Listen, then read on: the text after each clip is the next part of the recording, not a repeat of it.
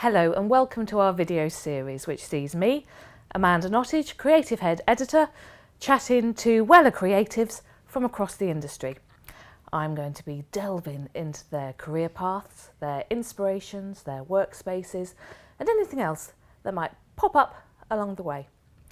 Joining me today is Nolan, Head of Technical Education at Hob Salons and Wella Professionals Colour Creative.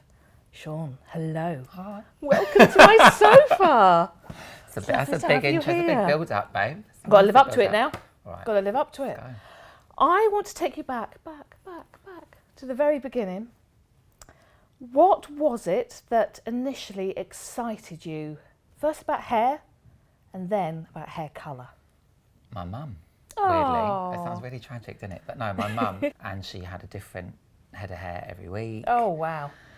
So literally it was going down to like Superdrug or Boots and buying whatever home hair dye that was in there, and it would be like in the kitchen, marigolds on. I'd be in there getting involved, and that was it. I mean, that was I think my love of just hairdressing anyway, Right. and particularly colour. I started working in a salon when I was 14 on a Saturday, just because again one of my mum's mates ran this shop in Acton High Street where I grew up, and I loved it. I remember I used to go to the hairdressers with my auntie every Saturday. She used to go and get a blow dry in a place called Dimitri's in Hammersmith. Oh, yeah. Never forget it. And I used to sweep up. I was like a 10-year-old boy, like running around these hairdressers. So I think just being in that environment got me really interested in it, and it was just something I liked. I was always a creative kid. I danced, I did drama, I did all that stuff. I was still like a Tonka truck boy. I still play rugby and football and do all that stuff. But yeah, so she's kind of probably the reason, as much as she would hate to hear it, because she really tried to push me academically, she's very much the reason I think I was so involved in just creative industry in any way. But hair colour, she's the answer to that, I would say. Now, you say about her pushing you academically, and I think I heard you say that you've got a maths A-level. Yeah. So was there a difficult conversation to be had at home when you said you were going to go into hair? Because unfortunately, hairdressing has got that kind of reputation with parents that, you know, it isn't as desired for parents as an academic route. I'm very academic. I wouldn't say I'm particularly intelligent, but I like to learn. That hasn't changed even now, Right. industry-wise and going on courses and stuff. But I was very academic as a kid, and I liked going to school. I loved being at school. And they really pushed me to, you know, I remember when you do your record of achievement, and I said, I'm going to be the next Vanessa soon, or Trevor Sorby. I can remember writing it, and I still have it at home. It's really nice. Still two people I idolised. My head of sixth form who was interviewing for A-levels was like, well, you're not going to be a hairdresser. And it was that frown of like, really? Because at that time I was obviously working part-time in the salon, so I was like, but I love it, it's what I want to do. I had a very academic like journey in my head, and then when I discovered hair, I just went with it. So that being said, did my A-levels, my school made me do 5 A-levels instead of 3. Wow. Because of my GCSE results. Halfway through that, I got an unconditional offer to St Martin's to do menswear and design for Marketplace. So got into St Martin's, and then that was where my kind of plight of, do I go down the academic road even though it was art-based still, or do I do this hair thing? And that was that. And then I remember halfway through my second year, I'd had enough. I walked out, walked into Tony and Guy, asked for a job. My hair was canary yellow because I bleached it myself the day before. Don't know what came over me. I walked into Tony and Guy in Ealing Broadway, and this lovely gentleman called Darren Shivers, still friends with him now, took a chance on me and said, I think you're amazing, can you start tomorrow? Obviously, as part of your role at Hob, Head of Technical Education, you're working with a lot of students, a lot of young people coming through. You've talked there about how you came into hairdressing. What do you think we need to do as an industry to improve that reputation of hairdressing, so you're not getting that frowny face? Yeah. And improving the level of talent, the quality of kids coming in now? What do we need to be doing? God, that's such a big question. I think it starts from the top. So I think the aspirational quality of what we do as an industry has to change, and making that not just our industry, but I think particularly colour, because it's been kind of not forgotten about, but pushed aside in way of industry, and taking pride in your work and making that client feel like the expense that the commercial market has made us look like we charge, that we're overpriced and all of that stuff. I think, you know, you wouldn't walk into Prada and say, oh, that's too much, I'll get that on the shelf at home. I hope that makes sense, but it's that thing of start building the pride in what we do from the top down. So by the time you get an open evening at a school where you're going down there, there's already a respect level where that child's mum is coming to our salon, right, and is paying that money because she's walking out believing that it's worth every penny.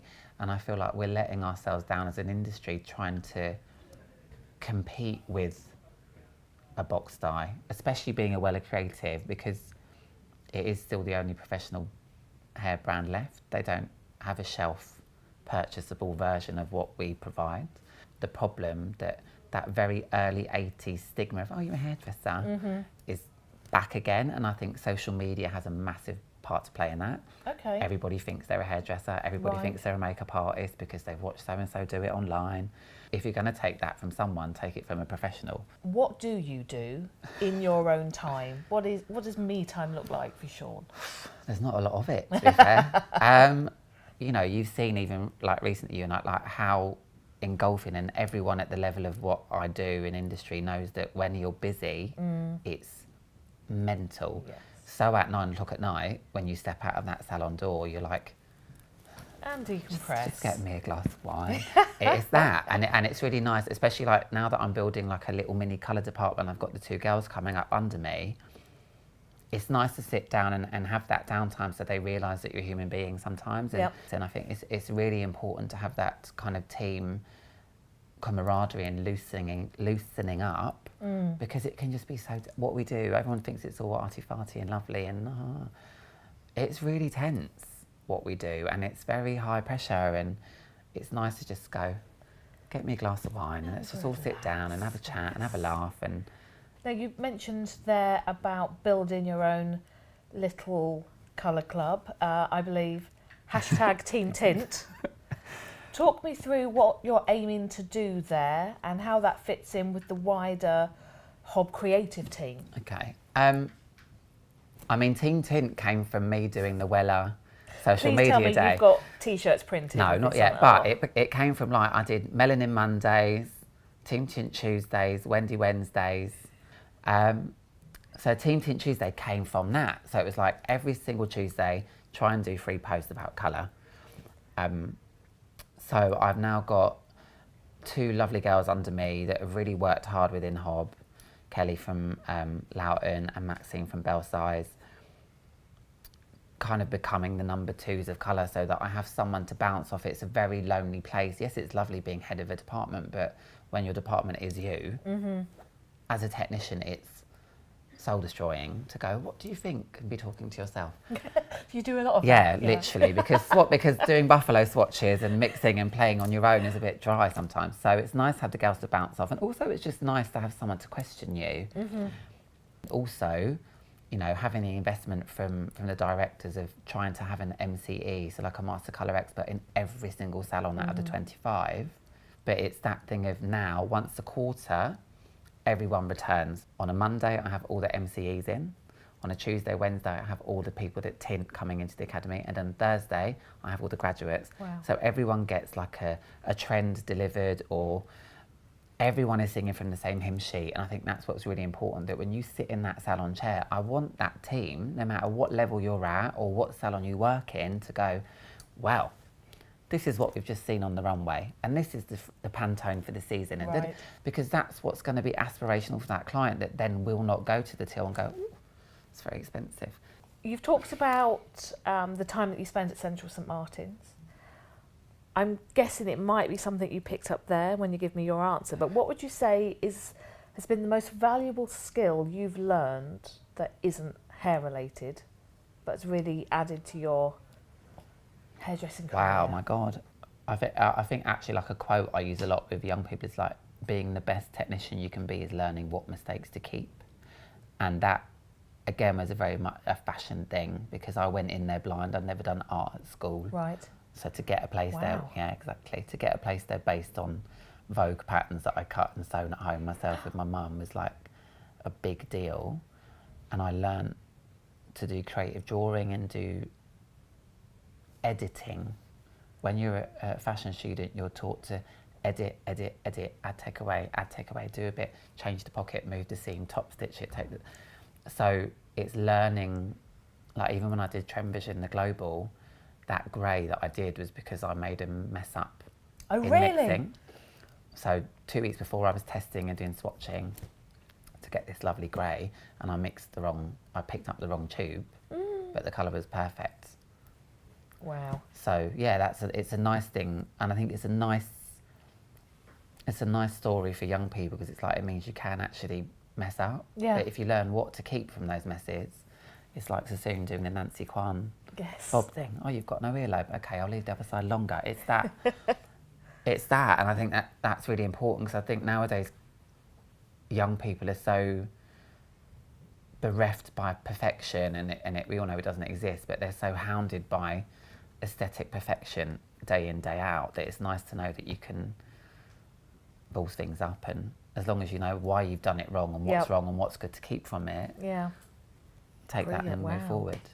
Having gone through that whole Trend Vision process, what do you think are the biggest lessons you've learned? I think there's a very niche group of people that can succeed through that pressure. I think because it takes over your life for 18 months. Right, yeah. It's not even like, it's the build up to the extension of, it's ridiculous. And I think there's only a certain calibre of people that can go through it. Again, you need to learn to listen. You learn the tightrope of listening, especially to previous winners, and having your aesthetic and your goal. And I think, like for me, I had a very clear vision of what I wanted to deliver and what I wanted to put on that stage, and I think perhaps that's why I came second in global, because I didn't stick to my guns. But also the things I listened to were the reason the model I produced was so beautiful. It was so lovely. So it's that, and do you know what's lovely about like our relationship, like the whole relationship with that accolade and that competition is so lovely, because it's getting that opportunity to nurture new staff and to really help people grow, because, you know, out of the 4 competitors that we've got that were in the final this year, I was devastated that none of them got placed, but one of them is now becoming part of the education team. One of them is assisting the likes of like Guido at fashion. So they're all having their path. Yeah. I think the beauty of having won it and having understood the journey of it is that you can actually really nurture people down the right avenue. Yeah. Because competition work isn't for everybody. It isn't. And that's quite true. It can be quite all-encompassing, so that's nice. That's the beauty of it, I think. Fantastic. Looking at 2019, what excites you about colour right now? A lot about what I like colour. I'm very old school TG. I got taught to throw colour at things.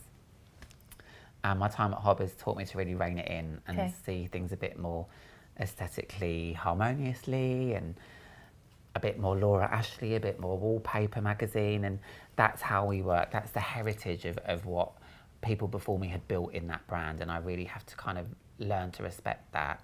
And what excites me is, you know, everything we've spoken about today, about finding our industry again and taking control and doing things properly and being proud of what we do.